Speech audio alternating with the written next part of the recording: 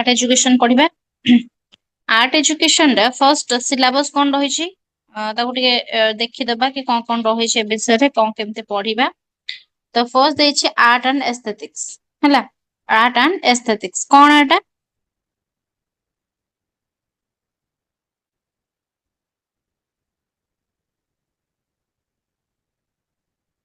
कोन एटा ना होछि art and aesthetic कहला माने कला और सौंदर्य शास्त्र को बुझाए हला ए यूनिट रे हमें पढ़िबा कोन ना कलार सौंदर्य एवं एहार कोन ना दार्शनिक दिग विषय रे हला फिलोसफी ब्रांच ऑफ फिलोसफी देछि ना तो होछि त दार्शनिक दिग ऊपर हमें पढ़िबा सौंदर्य शास्त्र हमर होछि किपरि दर्शन शास्त्र रो गोटे शाखा हेई परिबो हला एस्थेटिक एज फिलोसफी जोड़ा देछि आ गोटा देछि कि मीनिंग एंड डायमेंशन सब एस्थेटिक रो माने कोन एहार विभिन्न दिग सब रहिछि से तार माने कोन सेगुडा दिन विषय पढ़िबा तापर कहछि कि art as a form of aesthetic जोटा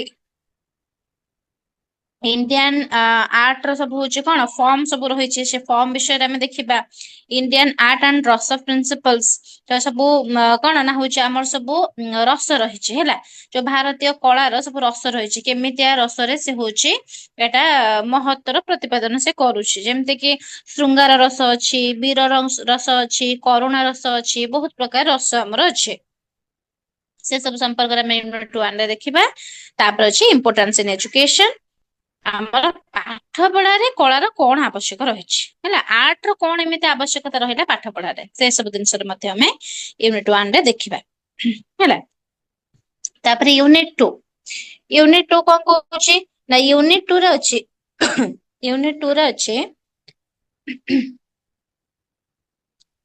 ଆମର ଯୋଉ ଆର୍ଟ ହେଲା ଆର୍ଟ କେମିତି ଗୋଟେ ଏଜୁକେशन ର ମାଧ୍ୟମ ହେଇପାରିବ art as a medium of education केमिति हे परिबो से सब विषय रे हमें देखिबा तठ देछि कि art as a medium of education शिक्षार माध्यम भाबरे कलाटा केमिति आवश्यक रहुछि तापर देछि art as a unifying principle in education जोटा कि हम कोन कहबा ना हमर होछि तार सब कोन सब प्रिंसिपल सब रहिछि आर्ट रो जोटा कि हमर कोन ना एजुकेशन को प्रभावित करूछि होला तापर कहछि आर्ट एंड सोसाइटी आ गोटे ह्यूमन डेभलपमेंट जोटा कि समाज आ मनुष्यर व्यक्तित्व विकास रे हमर आर्ट रो कोन भूमिका रहिछि हैला कोन रहिछि देखिबा तापर कहछि art for self expression in observation and sense of appreciations एटा कोन ना निजर भावना को प्रकाश करिबा पई एवं कौनसी जिनिस को गभीर भावरे कोन ना होछि ऑब्जर्वेशन करिबा पई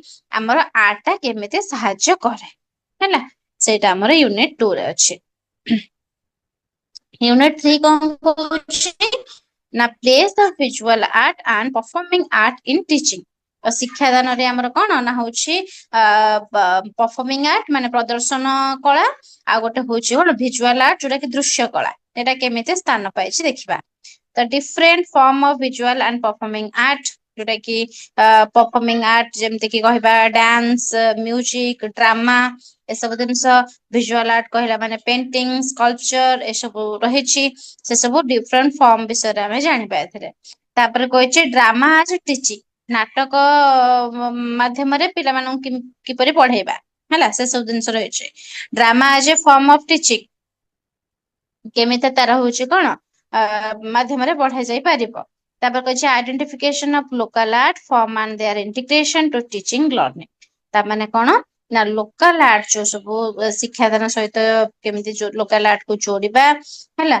आ होछि असेसमेंट केमिति करिबा हमर आर्ट को केमिति असेसमेंट करिबा ए सब दिनस रहिछि यूनिट 3 रे आ यूनिट 4 कोन कहछि ना यूनिट 4 रे हमर अछि कोन ना होछि कंट्रीब्यूशन ऑफ कंटेम्पोरारी थिंकर्स माने आधुनिक चिंताधारा करूथबा व्यक्ति विशेष माने तांकर आर्ट को नै कि चिंताधारा कोन अछि तांकर अवदान कोन अछि का विषय देछि ना रविंद्रनाथ टैगोर विषय देछि एके कुमार स्वामी विषय देछि हर्बर्ट रीड एवं एलियट ଏଜନର ହେଲା ଙ୍କ ବିଷୟରେ ସବୁ ଦେଇଛି।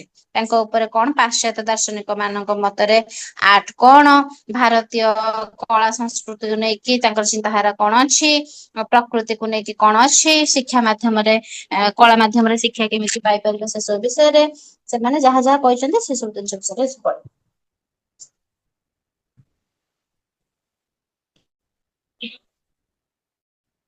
ହେଲା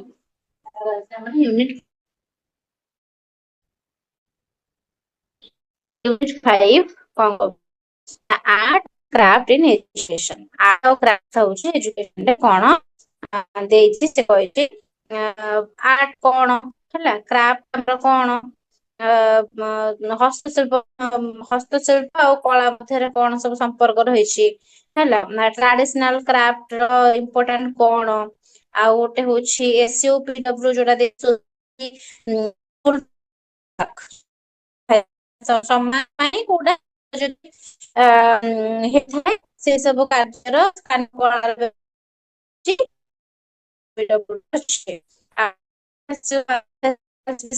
ମ୍ୟାମ୍ ଭଏସ୍ ଆସୁନି। ଭଏସ୍ ଆସୁନି, ଏବେ ଆସିଲା? ଏବେ ଆସୁଛି ଭଏସ୍? ହ୍ୟାଲୋ। ୟେସ୍ ମ୍ୟାମ୍ ଆସିଲା। ହଁ ହଁ। ତ ଆମର ହଉଛି ଇଣ୍ଡିଆନ୍ ଫେଷ୍ଟିଭାଲ ସବୁ କଣ ରହିଛି, ତାର ହଉଛି ଇମ୍ପୋର୍ଟାଣ୍ଟ କଣ ଅଛି, ଆର୍ଟିଷ୍ଟିକ ସିଗ୍ନିଫିକାନ୍ସ କଣ ସବୁ ରହିଛି, ସବୁ ଜିନିଷ ଆମେ ୟୁନିଟ୍ 5 ରେ ପଢିବା ହେଲା।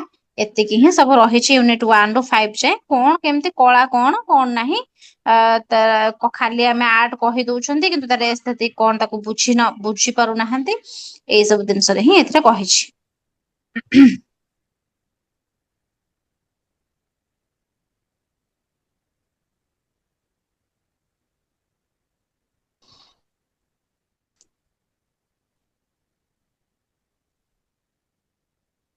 ହେଲା ଏଇଟା ଗୋଟେ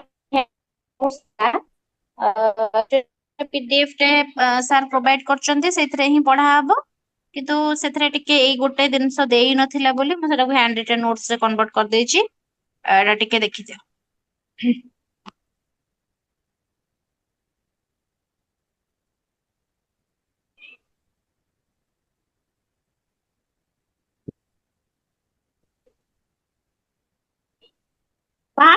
ଖାଇବି ଟିକେ କହିଲେ ସୁଲତା ଦେଇଦେଲେ କିଛି म्यूट कर दिया समझते।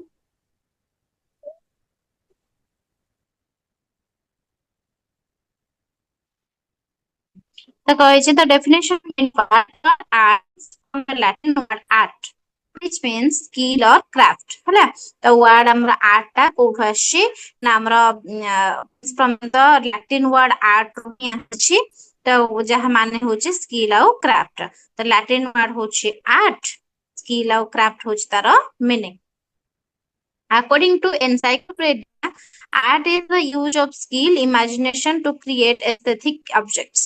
ମାନେ ଆର୍ଟ ହଉଛି କଣ ଆମର ଗୋଟେ ଏମିତିକା ମାନେ ଜିନିଷ ଯୋଉଟା କି ୟୁଜ ହୁଏ ଆମର କଣ ନାମ ହଉଛି ଯୋଉଟା କି ଶୈଳୀ ଯେମିତି କି ସ୍କିଲ୍ ସବୁ ଆମର ଯାହା ରହିଲା, ଆମର ଇମାଜିନେସନ ସବୁ ରହିଲା, ଆମେ କଣ କରିବା ନା ଏସ୍ଥେଟିକ୍ ଅବଜେକ୍ଟ କ୍ରିଏଟ କରିବା। ଯେମିତି ମ୍ୟାମ୍ ସୌନ୍ଦର୍ଯ୍ୟକୁ ଭଏସ୍ କଣ ଆସୁନି ସେ ଟୋଟାଲି। ସୌନ୍ଦର୍ଯ୍ୟ ଭଏସ୍ ମାନେ କଣ କଟ୍ ହଉଛି ନା ମ୍ୟାମ୍ ଭଏସ୍ ହିଁ ଆସୁନି? ମ୍ୟାମ୍ ଟୋଟାଲ ବି ଆସୁନି, କଟ୍ ହଉଛି ମ୍ୟାମ୍। ଓହୋ ଏବେ ଆସୁଛି କ୍ଲିୟର? କଣ ଆଜି ନେଟୱାର୍କ ପ୍ରୋବ୍ଲେମ ହଉଛି କେଜାଣି? ଏବେ ମ୍ୟାମ୍ ଆସୁଛି ଏବେ ତ? ଆସିଲା। ଏବେ ଆସୁଛି ହଉ। ତ according to encyclopedia କହୁଛି କି art is the use of skill, art ହଉଛି କଣ ଯୋଉଟା କି ଇମାଜିନେସନ ଯୋଉଟା କି କ୍ରିଏଟ କରେ କଣ ଏସ୍ଥେଟିକ୍ ଅବଜେକ୍ଟସ୍। ଆମର ଯାହା ସବୁ ଆମେ କଣ କଳ୍ପନା କରିଥାନ୍ତି, ଯେମିତି କି ସୌନ୍ଦର୍ଯ୍ୟର ଅନୁଭବ କରିଥାନ୍ତି, ସେଟା ଆମେ କଣ ନା ଆର୍ଟ ମାଧ୍ୟମରେ ତାକୁ ପ୍ରକାଶ କରିଥାନ୍ତେ। Art is a documented expression created through a medium which anyone can କଣ ନା ହଉଛି access, listen, see and experience। ତ କଣ ଆମର ହଉଛି ଆର୍ଟ ଗୋଟେ ଡକୁମେଣ୍ଟ ବୋଲି କହିପାରିବା, ଡକୁମେଣ୍ଟ ଅଫ ଏକ୍ସପ୍ରେସନ ବୋଲି କହିପାରିବା। ଯାହା ଯାହା ସବୁ ଏକ୍ସପ୍ରେସନ ଆମର ଥାଏ, ଯାହା ସବୁ ସବୁ ଆମେ ଅନୁଭବ କରିଥାନ୍ତି, ଆମର କଣ ନା ହଉଛି ମନୋଭାବ ଯାହା ସବୁ କରିଥାନ୍ତି, ସେଟାକୁ ଆମେ କଣ କରିଥାନ୍ତି ନା ଆର୍ଟ ମାଧ୍ୟମରେ ପ୍ରକାଶ କରିଥାନ୍ତି, ଆଉ ଯୋଉଟାକୁ ଆମେ ଦେଖିପାରନ୍ତି, ଶୁଣି ପାରନ୍ତେ, ଆଉ experience ମଧ୍ୟ କରିପାରନ୍ତି ହେଲା କରିପାରନ୍ତି। The art has different forms। ହଁ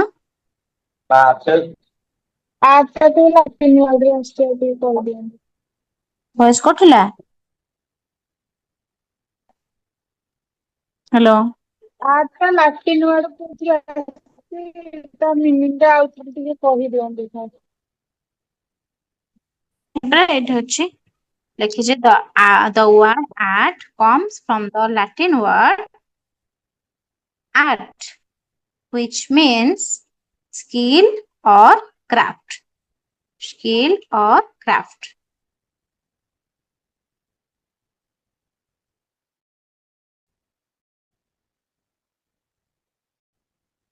ହେଲା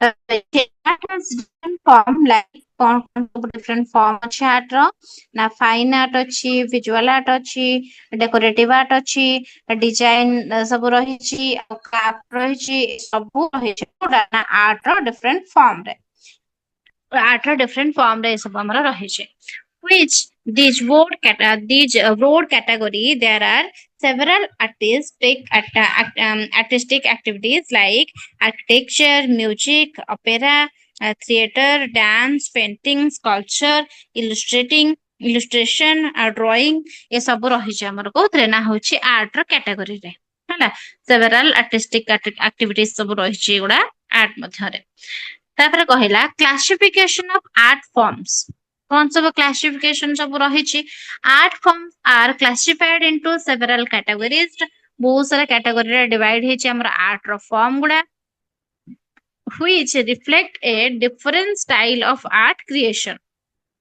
अलगा अलगा स्टाइल रो क्रिएशन द्वारा हमर कोन हेची ना आर्ट सब डिफरेंट भाव रे क्रिएट हेची हैला कौन सब रही आर्ट रे ना लिखी फाइन आर्ट अच्छी विजुअल आर्ट अच्छी प्लास्टिक आर्ट सब अच्छी डेकोरेटिव आर्ट अच्छी परफॉर्मेंस आर्ट अच्छी आउ अप्लाइड आर्ट मध्य रही बहुत सारा हमर रही लिखी fine art is a visual art created for aesthetic and intellectual purposes। These artworks are created mainly for aesthetic reasons and not commerce purposes। Fine art are created through drawing, painting, printing, and sculpture। ତ କଣ କହିଛି ନା fine art ରେ କହିଛି fine art ହଉଛି ଆମର କଣ ନା ଗୋଟେ ପ୍ରକାରର ଭିଜୁଆଲ ଆର୍ଟ ହେଲା ଯୋଉଟା କ୍ରିଏଟ ହେଇଥାଏ ଆମର କଣ ଆସ୍ଥେଟିକ୍ ଆଉ ଇଣ୍ଟେଲେକ୍ଚୁଆଲ ପର୍ପୋଜେସ୍ ପାଇଁ ଯୋଉଟା କି ସୁନ୍ଦରତା ଭାବଟାକୁ ପ୍ରକାଶ କରିବା ପାଇଁ ହିଁ ଆମେ କଣ ଫାଇନ୍ ଆର୍ଟ ଟାକୁ ୟୁଜ କରିଥାନ୍ତି। These artwork are created mainly for aesthetic reasons and not common purposes।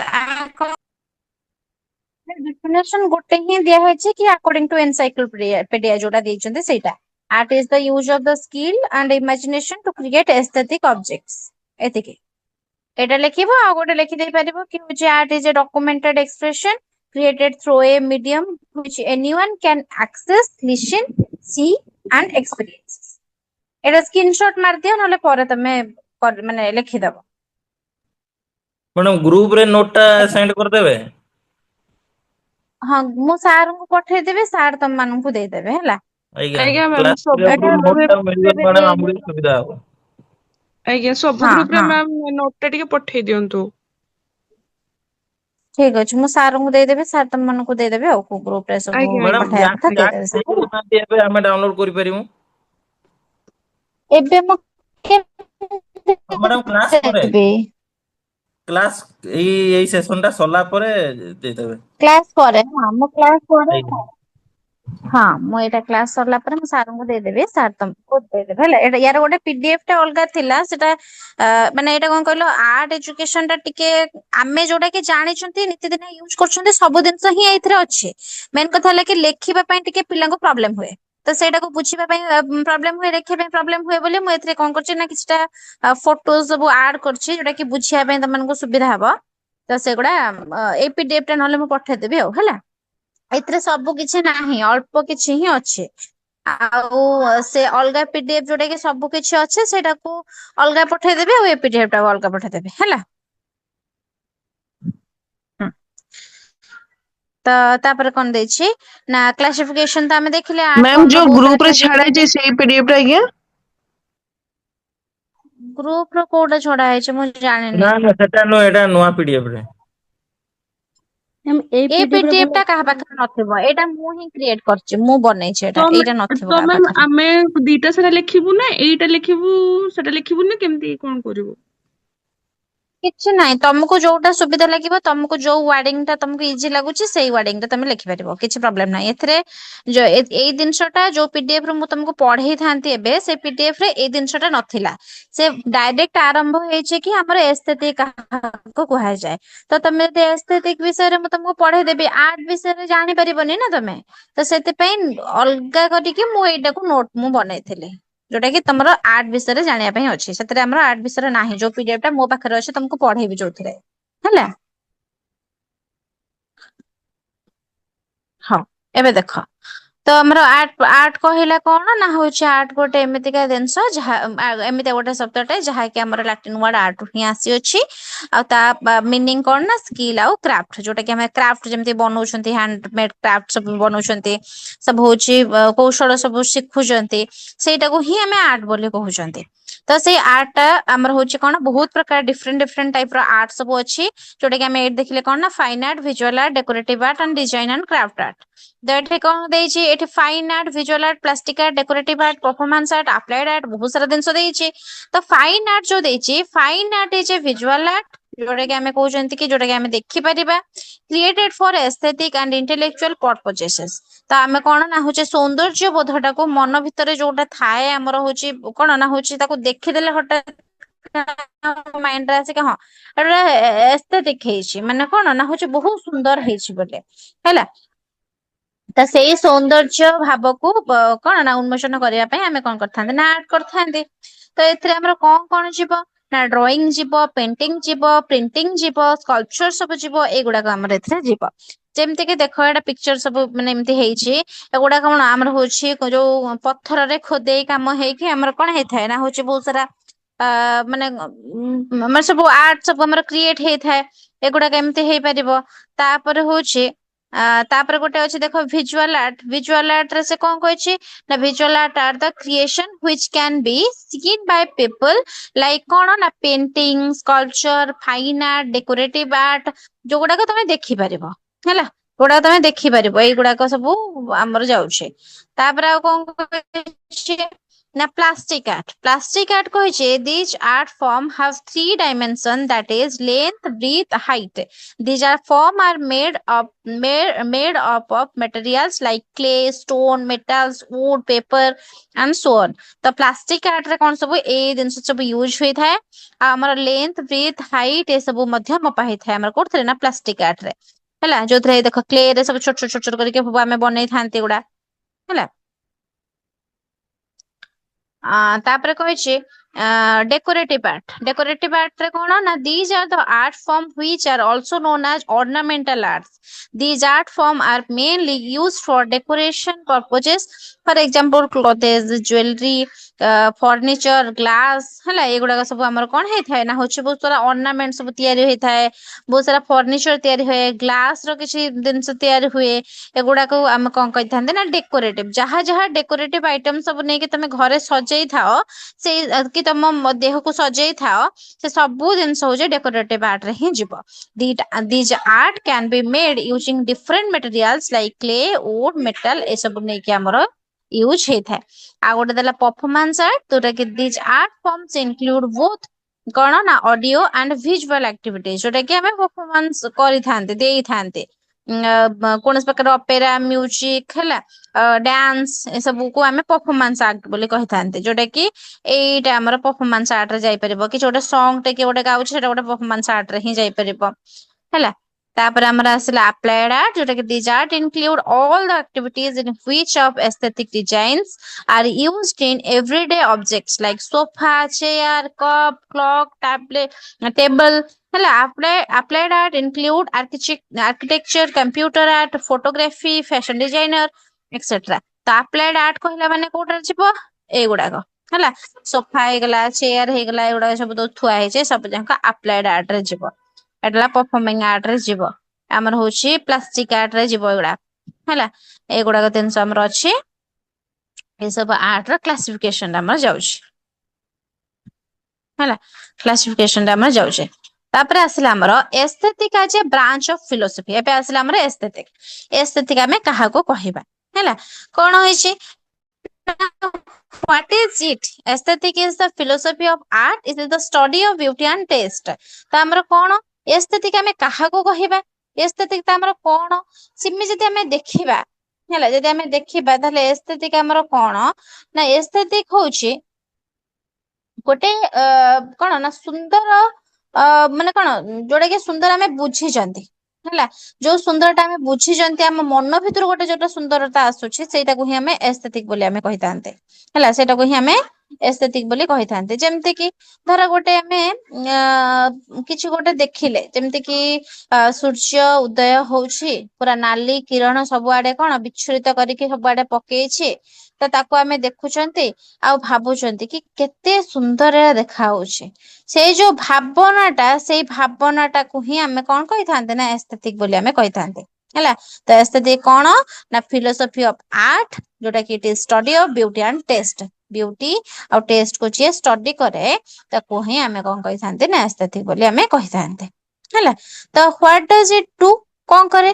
It looks at how we create and how we feel when we see or experience it.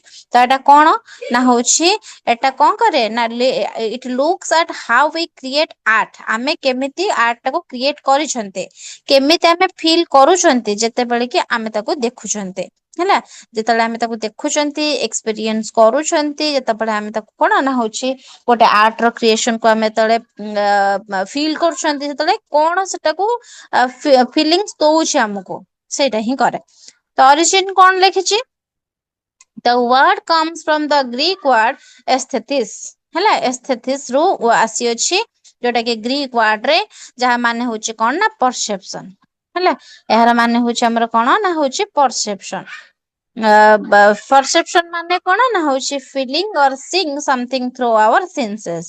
ଆମ sense ଦ୍ଵାରା ଆମେ ଯାହା feel କରିଥାନ୍ତି ତାକୁ ହିଁ ଆମେ କଣ କହିଥାନ୍ତେ ନା ହଉଛି ଏସ୍ଥେଟିକ୍ ବୋଲି କହିଥାନ୍ତେ। ତ ସେଥିପାଇଁ ତାକୁ କୁହାଯାଏ କଣ ନା ପରସେପସନ୍ସ ବାଇ ସେନ୍ସେସ୍, ମାନେ ଇନ୍ଦ୍ରିୟ ଦ୍ଵାରା ଯାହା ଆମେ ଅନୁଭବ କରିଥାନ୍ତି ତାକୁ ହିଁ ଆମେ କଣ ନା ଏସ୍ଥେଟିକ୍ ବୋଲି କହିଥାନ୍ତି ହେଲା।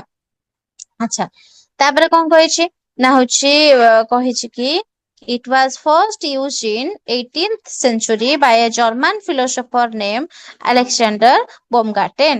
ତ ଆମର କଣ ଆଲେକ୍ଜାଣ୍ଡର ବୋମଗାର୍ଟେନଙ୍କ ଦ୍ଵାରା ଅଠର ଅଠର ଶତାବ୍ଦୀ ବେଳକୁ ଏଟା କଣ ହେଇଥିଲା ନା ହଉଛି ବିକାଶ ଲାଭ କରିଥିଲା ହେଲା।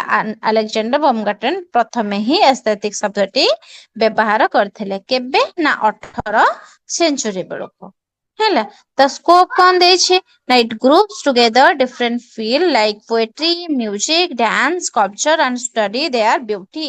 ଏଟା କଣ କରିଥାଏ ନା ହଉଛି ସବୁ ହଉଛି ଡିଫରେଣ୍ଟ ଡିଫରେଣ୍ଟ ଟାଇପ ର, ଯେମିତି ପୋଏଟ୍ରି ହେଇଗଲା। ତାକୁ ଧର କିଛି ଗୋଟେ କବିତାଟେ ଶୁଣିଲେ, ସେ କବିତା ଯେତେବେଳେ ଶୁଣୁଛନ୍ତି ଆମେ ପୁରା ଭାବୁଛନ୍ତି କି କେତେ ସୁନ୍ଦର ଏଟା ଲେଖା ହେଇଛି। ସେଇ କବିତା ପଢିଲା ବେଳେ ଆମେ ପୁରା ପଳେଇ ଯାଉଛନ୍ତି ସେଇ ସମୟକୁ ବା ସେଇ କବିତାରେ ଲେଖା ହେଇଥିବା ପ୍ରତ୍ୟେକଟି ପଂକ୍ତିର ଭାବନାକୁ। ସେଇଟାକୁ ହିଁ ଆମେ କଣ କରିବା, ଯୋଉଟା ଫିଲ୍ କରୁଛନ୍ତି ସେଟାକୁ ଆମେ ଏସ୍ଥେଟିକ୍ ବୋଲି କହିବା ହେଲା। ଗୋଟେ ମ୍ୟୁଜିକ ଆମେ ଶୁଣିଲେ, ସେ ମ୍ୟୁଜିକ ଟା ଖାଲି ମାନେ ଯେତେବେଳେ ଶୁଣଉଛି ଆମକୁ, ଆମେ ପୁରା ଭାବ ବିହ୍ୱଳିତ ହେଇକି ସେଇ ସମୟକୁ ପୁରା ପଳେଇ ଯାଉଛନ୍ତି। ସେଇଟା ହିଁ ଆମେ ଏସ୍ଥେଟିକ୍ ବୋଲି ଆମେ କହିପାରିବା ହେଲା।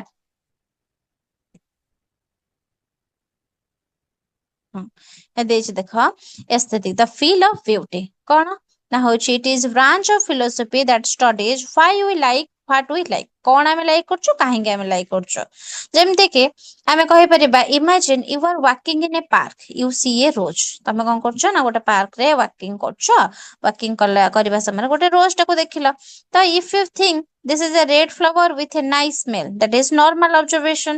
ଯେତେବେଳେ ତମେ କଣ କରୁଛ, ଦେଖୁଛ ଆଉ କହୁଛ କି ହଁ ଏ ଗୋଟେ ରେଡ ଫୁଲଟେ ଆଉ ବହୁତ ଭଲ ସ୍ମେଲ ହଉଛି, ତାହେଲେ ଗୋଟେ ନର୍ମାଲ ଅବଜରଭେସନ କଲ କି ହଁ ମୁଁ ଯାଉଛି ଗୋଟେ ଫୁଲ ଦେଖିଥିଲି, ଏମିତି ଗୋଟେ ଅବଜରଭେସନ କରିଦେଲେ। କିନ୍ତୁ if you think The way the dewdrops sit on the red petals is so beautiful. It makes me feel peaceful.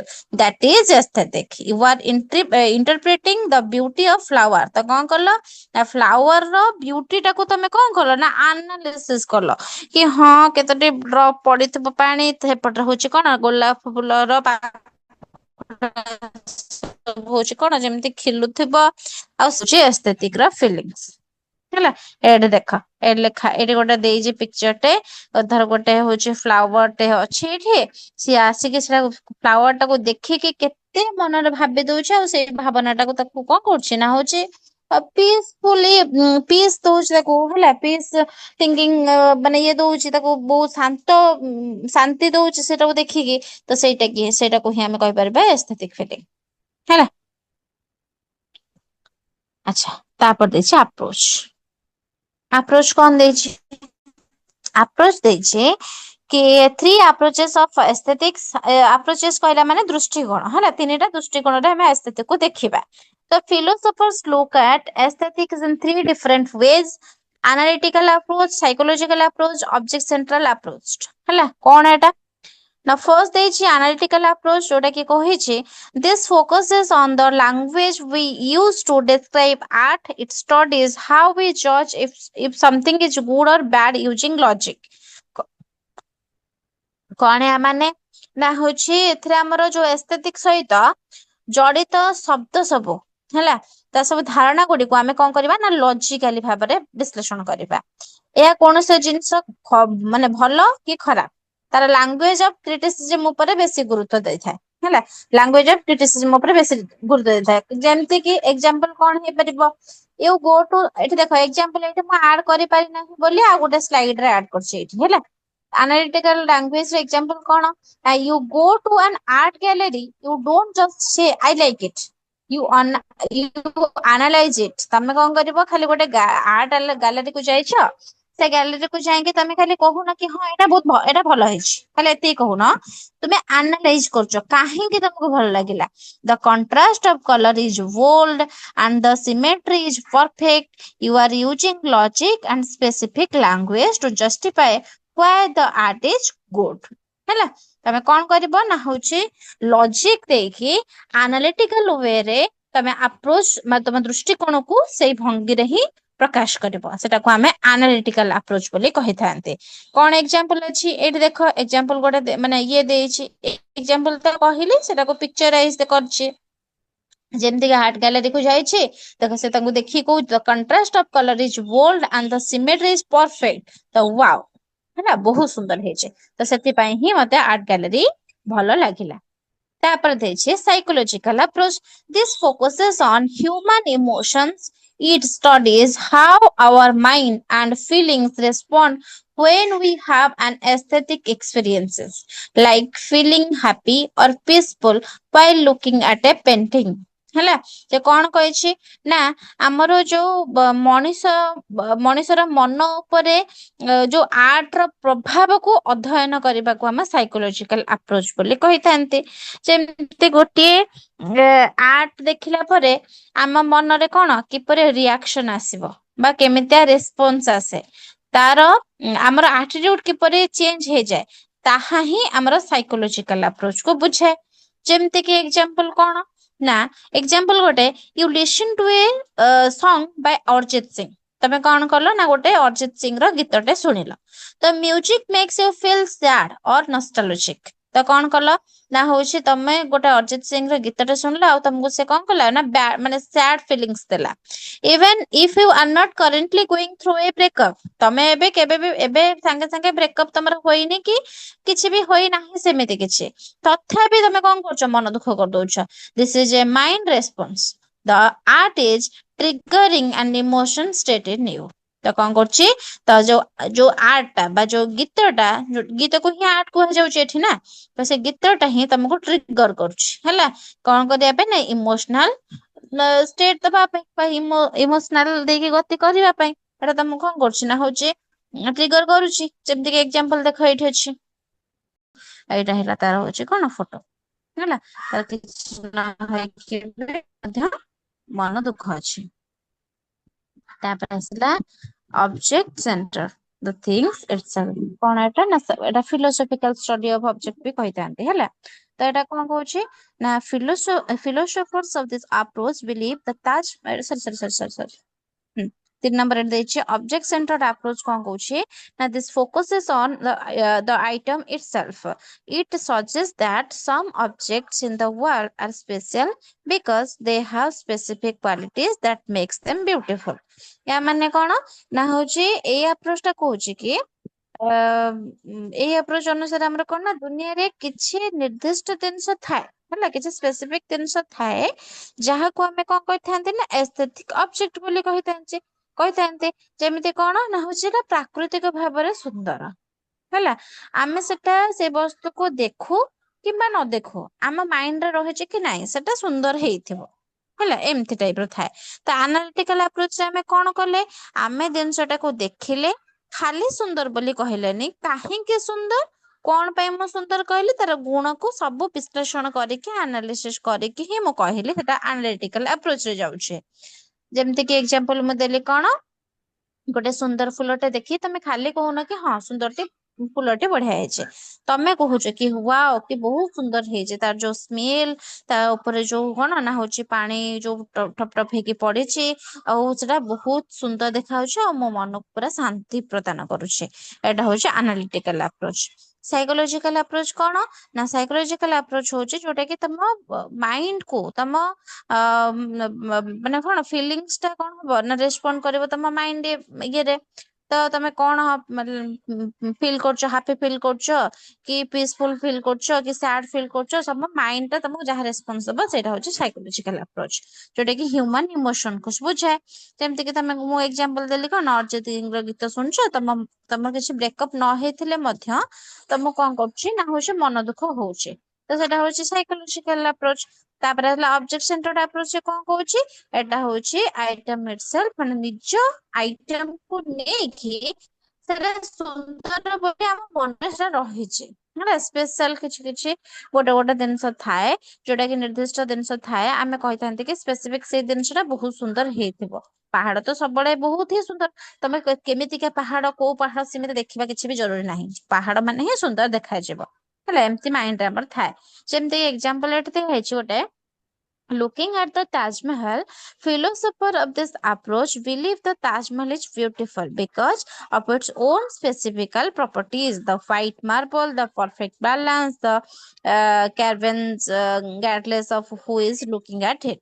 ତ ସେ କହିବା କଥା କି ତାଜମହଲ ଟା ବହୁତ ହି ଭଲ ଲାଗେ ହେଲା ବହୁତ ହି ସୁନ୍ଦର ଏଟା ଗୋଟେ ବିଲିଫ ସମସ୍ତଙ୍କର ଅଛି କାହିଁକି କାହିଁକି ନା ସମସ୍ତେ ଭାବନ୍ତି କି ତାର ଓନ୍ ଫିଜିକାଲ ପ୍ରପର୍ଟିଜ ହିଁ ବହୁତ ହି ଭଲ ଯେମିତି ବହୁତ ହ୍ୱାଇଟ ମାର୍ବଲ ରେ ତିଆରି ହେଇଛି ପରଫେକ୍ଟ ବାଲାନ୍ସ ରେ ରଖା ହେଇକି ତିଆରି ହେଇଛି ବହୁତ ହି ସୁନ୍ଦର ସେ ଦେଖାଯିବ ମୁଁ ତାଜମହଲ ସିନା ଦେଖିବାକୁ ଯାଇନି ସେଠି ସିନା ଦେଖିନି କିନ୍ତୁ ମୁଁ ଜାଣିଥାଏ ତାଜମହଲ ବହୁତ ସୁନ୍ଦର ବୋଲି ତ ସେଇଟା ହେଇଯିବ ଆମର ଅବଜେକ୍ଟ ସେଣ୍ଟର ମାନେ ସେଇ ଅବଜେକ୍ଟ କୁ ନେଇକି ଆମେ କଣ ଭାବନ୍ତି ହେଲା ସେଇଟା ଯେମିତି କି ଏଇଠି ହେଇతే ତାଜମହଲ ହେଇଛି ଆମେ ଫଟୋରେ ଦେଖିକି ମଧ୍ୟ ଆମେ କହୁଛନ୍ତି କି ୱାଓ ବହୁତ ସୁନ୍ଦର ହେଇଛି ହେଲା ଏଟା ହଉଛି ଆମର ତିନିଟା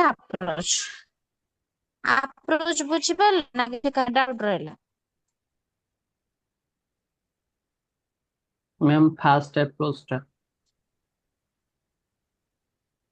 ଫାଷ୍ଟ ଆପ୍ରୋଚ ବୁଝିପାରିଲନି ଫାଷ୍ଟ ଆପ୍ରୋଚ କହିଛି ଆନାଲିଟିକାଲ ଆପ୍ରୋଚ ହେଲା ସେ କହୁଛି କି this focuses on the language we use to describe art ଏଟା ଫୋକସ କରେ କି ଆମ ଲାଙ୍ଗୁଏଜ ଟା କଣ କହୁଛି ଆଉ ଆମ ଲାଙ୍ଗୁଏଜ ଉପରେ ହିଁ ଅଧିକ ଫୋକସ କରିଥାଏ ଆମେ କେମିତି ଡେସ୍କ୍ରାଇବ କରୁଛନ୍ତି ଗୋଟେ ଆର୍ଟ କୁ ଆମେ ଖାଲି ଯେ କହିଦେବା ସୁନ୍ଦର ଦେଖାଉଛି କି ଖରାପ ଲାଗୁଛି ଖାଲି ସେଇଟା ସେମିତି କହିଲେ ହବନି ଆମେ କହିବା ଭଲ ଲାଗୁଛି ସୁନ୍ଦର ଲାଗୁଛି କଣ ପାଇଁ ଭଲ ଲାଗୁଛି କାହିଁକି ସୁନ୍ଦର ତାକୁ ମୁଁ କହିଲି ମତେ ଖରାପ ଲାଗୁଛି କାହିଁକି ଖରାପ ଲାଗୁଛି କାହିଁକି ମୁଁ ତାକୁ ଖରାପ କହିଲି ଏଟାକୁ ଯଦି ମୁଁ ଆନାଲିଟିକାଲ ୱେରେ କିଛି ଗୋଟେ ରିପ୍ରେଜେଣ୍ଟ କରୁଛି ବା ଡେସ୍କ୍ରାଇବ କରୁଛି ତ ସେଇଟାକୁ ହିଁ ଆନାଲିଟିକାଲ ଆପ୍ରୋଚ ବୋଲି କୁହାଗଲା ଯେମିତି ଏକ୍ସାମ୍ପଲ ଦେଲି ଗୋଟେ ସୁନ୍ଦର ଗୋଟେ ଆର୍ଟ ଗ୍ୟାଲେରୀକୁ ମୁଁ ଯାଇଛି ସେଠି ଦେଖିଲି ଗୋଟେ ଫୁଲଟେ ଫୁଟିଛି ହଁ ମୁଁ କହିଲି କି ହଁ ଫୁଲଟେ ଭଲ ଲାଗୁଛି କିନ୍ତୁ କାହିଁକି ସେଟା ଭଲ ଲାଗୁଛି ତାର ସୁନ୍ଦର ସୁନ୍ଦର ପାଖୁଡା ଅଛି ରେଡ କଲର ର ପେଟାଲ ସବୁ ମତେ ବହୁତ ହି ବଢିଆ ଲାଗୁଛି ସେ ମତେ କଣ ନା ହଉଛି ହାପି ଫିଲ୍ କରଉଛି କଣ ଏମିତି କରି ହଁ ହେଲା ମୁଁ ହଉଛି ଆନାଲିସିସ୍ କରିକି ଯଦି ମୁଁ କହୁଛି ସେଟା ଆନାଲିଟିକାଲ ଆପ୍ରୋଚ ରେ ଯିବ।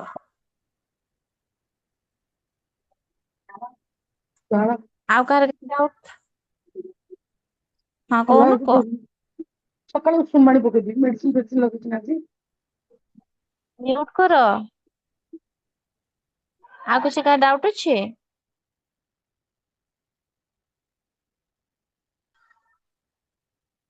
ହଉ ତାପରେ କଣ ଦେଇ ଦେଖିବା କହିଛି। ତାପରେ କହିଲା aesthetic meaning and dimension and constituents. The meaning broadly it is the theory of beauty. It is not just about what is pretty but about the deep experience of art. ଖାଲି ଯେ pretty କହିଦବା ତାହା ଆମର aesthetic ହବନି। aesthetic ତାକୁ ଆମେ କହିବା ଯୋଉଟା କି ଆମର କଣ ନା ଆମ experience ତାର ଆର୍ଟ ର ଏକ୍ସପିରିଏନ୍ସ ଆମର ଏକ୍ସପିରିଏନ୍ସ କୁ ଯିଏ ହଉଛି କଣ ନା ହଉଛି ପୁରା ଏଲାବୋରେଟ କରିକି ଫିଲିଙ୍ଗସ୍ ଟା ବ୍ୟକ୍ତ କରାଏ ସେଟା ହିଁ ଆମେ ଏସ୍ଥେଟିକ୍ ବୋଲି କହିଥାନ୍ତି। ତ ଏଥିରେ ଆମର ଦେଇଛି ଦ ସବ୍ଲିମ୍ ଏ philosophy named Edmond Burke introduced the idea of sublime. କଣ ସବ୍ଲିମ୍ କଣ ବ୍ୟୁଟିଫୁଲ କଣ ଏଟା ଦେଖିବା ଟିକେ। ଦେଇଛି କି ହଉଛି beautiful is something small, smooth and pleasing. Sublime is something vast, powerful, and even a little scary, like a huge storm or a giant mountain that makes us feel wonder. ତ କଣ ସେ କହୁଛି ନା ବ୍ୟୁଟିଫୁଲ କହିଲା ମାନେ ଯାହା ଦେଖିବାକୁ ଛୋଟ ଆଉ ବହୁତ ସ୍ମୁଥ ହେଲା ବହୁତ ପ୍ଲେଜିଂ ମାନେ ହଉଛି ଶାନ୍ତିଦାୟକ ହେଲା ସେଟା ହଉଛି ଆମେ ବ୍ୟୁଟିଫୁଲ ବୋଲି କହନ୍ତି ୱାଓ ବ୍ୟୁଟିଫୁଲ ଏମିତି କରି କହନ୍ତି ଗୋଟେ ସ୍ମଲ ଜିନିଷକୁ। କିନ୍ତୁ ସବ୍ଲେମ ବୋଲି କାହାକୁ କହିବା ଯାହାକି ବହୁତ ବଡ ହେଲା ଭାଷ୍ଟ ପୁରା ଯାହା ଦେଖିଲେ ଆମର କଣ ମନରେ ପୁରା ଭୟ ସହିତ ଆଶ୍ଚର୍ଯ୍ୟ ଭାବ ଆସେ। ଯେପରି କଣ ଗୋଟେ ବିରାଟ ସମୁଦ୍ର ର ବଡ ଢେଉ ଏସବୁ ଦେଖିଲେ ଆମକୁ ବହୁତ ସୁନ୍ଦର ବି ଲାଗେ ବହୁତ କଣ ନା ହଉଛି ବଡ ବି ଲାଗେ ବହୁତ ପାୱାରଫୁଲ ବି ଲାଗେ ବହୁତ ଡର ବି ଲାଗେ ବହୁତ ସାରା ଏମିତି ଲାଗେ। ତ ସେଇ ଫିଲିଙ୍ଗସ୍ କୁ ସବ୍ଲାଇମ ବୋଲି କୁହାଯାଏ। ଆଉ ବ୍ୟୁଟିଫୁଲ କହିଲା ମାନେ ଗୋଟେ ସ୍ମଲ ଛୋଟ ଜିନିଷଟା ଗୋଟେ ସୁନ୍ଦର ଦେଖା ଯାଉଥିବ ତାକୁ ଆମେ ବ୍ୟୁଟିଫୁଲ ବୋଲି କହନ୍ତି। ଏଟା ଏକ୍ସାମ୍ପଲ ଦେଇଛି ଦିସ୍ ଇଜ ଅ ଭ୍ୟାରି କମନଲି ଏଟା କଣ ଦେଇଛି ନା ହଉଛି beautiful A small colourful butterfly or a flower it is କଣ ନା delicate smooth and makes you feel happy। ଗୋଟେ ବଟରଫ୍ଲାଏ ଟେ ଅଛି ଆଉ ହଉଛି ସେ କଣ କଲରଫୁଲ ବଟରଫ୍ଲାଏ ଟେ ଫ୍ଲାୱାର ଉପରେ ବସିଛି ଏଟା ତମକୁ ଗୋଟେ ସ୍ମୁଥ ସୁନ୍ଦର ଲାଗୁଛି ଗୋଟେ ଛୋଟ ଜିନିଷଟେ ମୁଁ କହୁଛି କି ବ୍ୟୁଟିଫୁଲ ବୋଲି। ସବ୍ଲାଇମ ବୋଲି କହିଲେ massive thornstone or the Himalayas. It is so huge and powerful that it makes you feel small. It is mix of away and fear। ତ କଣ କହିଲା ଦେଖ ଏ ବ୍ୟୁଟିଫୁଲ ଆମେ କହୁଛନ୍ତି ଗୋଟେ ସୁନ୍ଦର ଫୁଲ ଉପରେ ଗୋଟେ ପ୍ରଜାପତି ଟେ ବସିଛି ଆମେ କହୁଛନ୍ତି ୱାଓ ବ୍ୟୁଟିଫୁଲ ବୋଲି। କିନ୍ତୁ ହଁ ଏଇଟା ବି ଦେଖ ଏଇଟା ବି ସେଇଆ the colourful floater a small delicate creature of smooth vibrant colour that bring sense of light hearted happiness focus on delicate symmetry. ତମେ ତାକୁ ଦେଖିକି ବହୁତ ସୁନ୍ଦର ଲାଗୁଛି ତମେ ଫିଲ୍ କରୁଛ କି ସୁନ୍ଦର ବୋଲି ସେଟାକୁ ଆମେ କଣ କହିଥାନ୍ତେ ନା ହଉଛି ବ୍ୟୁଟିଫୁଲ ବୋଲି କହିଥାନ୍ତେ। ତ ସବ୍ଲାଇମ କାହାକୁ ବୋଲି କହିବା ନା ପୁରା ଅପୂର୍ବ ଯୋଉଟା ତମକୁ ଲାଗିବ ହେଲା ସମଥିଙ୍ଗ ଭାଷ୍ଟ ପାୱାରଫୁଲ ହେଲା ତାକୁ ଆମେ କହିବା କଣ ସବ୍ଲାଇମ। ଯୋଉଟା କି ବହୁତ ମାନେ ଆଶ୍ଚର୍ଯ୍ୟଜନକ ଜନିତ କରିଦେଲା ଭଳିଆ ସୌନ୍ଦର୍ଯ୍ୟ ଆଉ କଣ ହେଲା।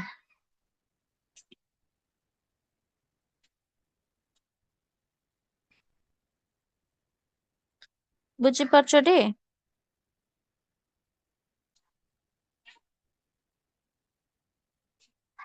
ହୁଁ Yes, ma'am. Yes, madam. ତାପରେ କହିଛି aesthetic dimension of experiences practical versus aesthetic the three example କଣ ଦେଇଛି ଦେଖିବା aesthetic dimension of experience ମାନେ ଅନୁଭୂତିର କଣ କଣ ସବୁ ଦିଗ ରହିଛି ହେଲା ଗୋଟେ ପ୍ରାକ୍ଟିକାଲ aesthetic versus aesthetic ଅଛି। ତ ପ୍ରାକ୍ଟିକାଲ ଥିଙ୍କିଙ୍ଗ ଯୋଉଟା ଦେଇଛି ପ୍ରାକ୍ଟିକାଲ ଥିଙ୍କିଙ୍ଗ କଣ ନା ଲେଖିଛି କି this three sorry tree this tree has a lot of wood. I can cut it to make a chair. Focus on use. Practical thinking କହିଲା ମାନେ ପ୍ରାକ୍ଟିକାଲ ଥିଙ୍କିଂ କଣ ଆଉ ଏସ୍ଥେଟିକ୍ କଣ ହେଲା, ଏଇ ଦିଟା ଭିତରେ ମାନେ ଡିଫରେନ୍ସ କଣ ଦେଇଛି ସେଥିରେ ଲେଖିଛେ। ଯଦି ଆମେ ପ୍ରାକ୍ଟିକାଲ ଥିଙ୍କିଂ ରେ ଦେଖିବା ତାହେଲେ ଗୋଟେ ଟ୍ରି ଟାକୁ ଦେଖିକି ମୁଁ ଭାବିବି କି ଏଇ ଟ୍ରି ଟା ବହୁତ ବଡ ହେଇଛି, ପୁରା ମୋଟା ହେଇଛି, ମୁଁ ତାକୁ ଯଦି କାଟିବି ତାହେଲେ ମତେ ବହୁତ ସାରା କାଠ ମିଳିବ ଆଉ ସେ କାଠରେ ମୁଁ ଚେୟାର ତିଆରି କରିପାରିବି। ଏଟା ଫୋକସେସନ ୟୁଜ, କଣ ୟୁଜ କରିପାରିବି ମୁଁ ସେଇଥିରେ ଫୋକସ କରୁଛି ପ୍ରାକ୍ଟିକାଲ ଥିଙ୍କିଂ ଟା।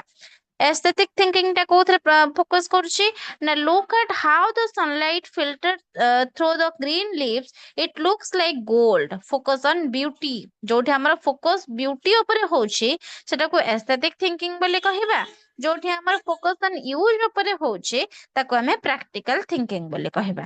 ଯେମିତି ଏଥରକ ଏକ୍ସାମ୍ପଲ ଦେଇଛି, ଯେତେବେଳେ ମୁଁ ଦେଖୁଛି aesthetic the field of beauty, aesthetic dimension experiences କଣଟେ ପ୍ରାକ୍ଟିକାଲ ଡାଇମେନସନ ସହିତ ଦେଖିଲେ ଏଇଠି ଦେଖ ଇଏ ହଉଛି କଣ ଗଛ କାଟୁଛି, କାଟିକି ସେ ଭାବୁଛି କି ହଁ ମୁଁ ଏଠି କେମିତି କଣ ଗୋଟେ ହେଇ ଚେୟାର କରିପାରିବି, ଏମିତି ହେଲା କେତେ କାଠ ମୁଁ ବାହାର କରିପାରିବି ଏ ଗଛରୁ, ଏଇ ସବୁ ଭାବିକି ସେ ଭାବୁଛି ଆଉ ଫୋକସ ଅନ୍ ୟୁଜ ଉପରେ ଏଟା କରୁଛି।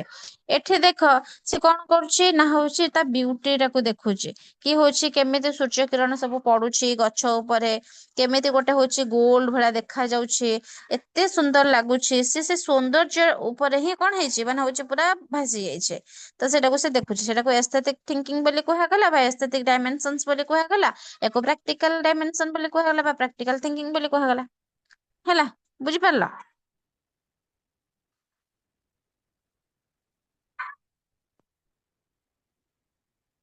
ହଁ, ଆଉ ଗୋଟେ ଥିଲା ଏଲିଗେନ୍ସ। ହେଲା, ଏଲିଗେନ୍ସ କଣ କହିଲ, ଯେମିତି କି ଲେଖିଛି କହନ୍ତିନି ମୋର ଏଲିଗେନ୍ସ ମାନେ ବହୁତ ସୁନ୍ଦର ଦେଖାଯାଉଛି ବୋଲି ଆମେ କୁହନ୍ତି, ସେଟା କଣ ନା a person wearing a simple well fitted sari or suit with a clean design, it is not loud or colourful but is looks classy and elegant. ହେଲା, ଏଲିଗାଣ୍ଟ ମାନେ ବହୁତ ସୁନ୍ଦର ଯୋଉଟା କି ଆମେ କୁହନ୍ତି। ବିୟୁଟି ବୋଲି କହିବା ଆଉ ଗୋଟେ ଏଲିଗାନ୍ସ ବୋଲି ଆମେ କୁହନ୍ତି। ବିୟୁଟି କହିଲା ମାନେ ସୌନ୍ଦର୍ଯ୍ୟକୁ ବୁଝାଯାଏ, ଯୋଉଟା କି ଏସ୍ଥେଟିକ ର ଗୋଟେ ମୁଖ୍ୟ ଅଂଶ ବୋଲି କୁହାଯାଏ, ଯୋଉଟା କି ଆମର କଣ କହିଥାନ୍ତି ନା ନ୍ୟୁରୋ ଏସ୍ଥେଟିକ ଷ୍ଟଡିଜ ବୋଲି କହିଥାନ୍ତି ବିୟୁଟିକୁ।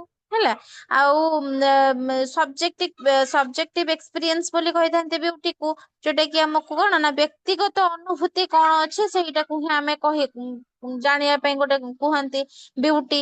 ଏଲିଗାନ୍ସ କହିଲେ ମାନେ ଏଟା ଗୋଟେ ଭିଜୁଆଲ ଏସ୍ଥେଟିକ। ହେଲା, ଭିଜୁଆଲ ଏସ୍ଥେଟିକ ପାଇଁ ଆମର ବ୍ୟବହାର ହୁଏ। ଆମେ କହନ୍ତିନି କି ଏଲିଗାନ କ୍ଲୋଥେସ, ଏଲିଗାଣ୍ଟ କାର, ହେଲା ମାନେ ହଉଛି କଣ ସୁନ୍ଦର ଗୋଟେ କଣ ଘର, ଚମତ୍କାର ଗୋଟେ କାରଟେ, ଏଟାକୁ ଆମେ କଣ ଡିଜାଇନ କୁ ନେଇକି ଆମେ କଣ ଏଲିଗାଣ୍ଟ କରିକି ବ୍ୟବହାର କରିଥାନ୍ତି, ସେମାନେ ୟୁଜ କରିଥାନ୍ତି। ହେଲା, ଆମେ ଯେମିତି କହୁଛନ୍ତି ଗୋଟେ ଶାଢୀ କି ସୁଟ ରେ ଗୋଟେ କ୍ଲିନ ଡିଜାଇନ ରେ, ଆଉ ସେ ବେଶୀ କ୍ଲାଉଡି ନାହିଁ କି ବେଶୀ କଲରଫୁଲ ନୁହେଁ, କିନ୍ତୁ ବହୁତ ସୁନ୍ଦର ଲାଗୁଛି ଆଉ କ୍ଲାସୀ ଲାଗୁଛି, ଗୋଟେ ଏଲିଗାଣ୍ଟ ଲୁକ୍ ଆସୁଛି, ଏମିତି କୁହନ୍ତି। ତ ସେଇଠି ହିଁ ଆମେ ଏଲିଗାନ୍ସ ୱାର୍ଡ ଟା ୟୁଜ କରିଥାନ୍ତି। ହେଲା, a person wearing a simple well fitted saree or sweater for clean design is not loud or colorful but is look classy and elegant। ଯେମିତି କି ଏଇଠି ଦେଖ, ହେଲା କୌଣସି ପ୍ରକାର ବେଶୀ ଏଠି ଝାକାମାକା ହେଇନି, ଝାଲାମାଲା ହେଇନି, ଏଠି ପୁରା ସିମ୍ପଲି ଗୋଟେ ଜଣେ ଶାଢୀ ପିନ୍ଧିଛି, ପୁରା ସିମ୍ପଲ, କିଛି ବି ଡିଜାଇନ ଫିଜାଇନ ବେଶୀ ହେଇନି, କିନ୍ତୁ ତଥାପି ପୁରା କଣ ଲାଗୁଛି ଏଲିଗାଣ୍ଟ ଲୁକ୍ ଆସୁଛି। ହେଲା, ଫୋକସେସନ କ୍ୱାଲିଟି। ହେଲା, ଏଠି ଆମେ ଦେଖୁଛନ୍ତି କି ହଉଛି ସେ ଗୋଟେ ଯୋଉ ଜେଣ୍ଟଲମ୍ୟାନ ଜଣେ ପିନ୍ଧିଛନ୍ତି, ସେ ପୁରା କ୍ଲିନ ଲାଇନ ର କୌଣସି ପ୍ରକାର କୋଚା ମୋଚା ନାହିଁ, ପୁରା କ୍ଲିନ, ପୁରା କୌଣସି ପ୍ରକାର ବି ଇଏ ନାହିଁ, ବଢିଆ ଲାଗୁଛି। ତ ସେଠି ବି ଆମେ କହିପାରିବା ଗୋଟେ ଡିଜାଇନ କୁ ନେଇକି କଣ ଏଲିଗାଣ୍ଟ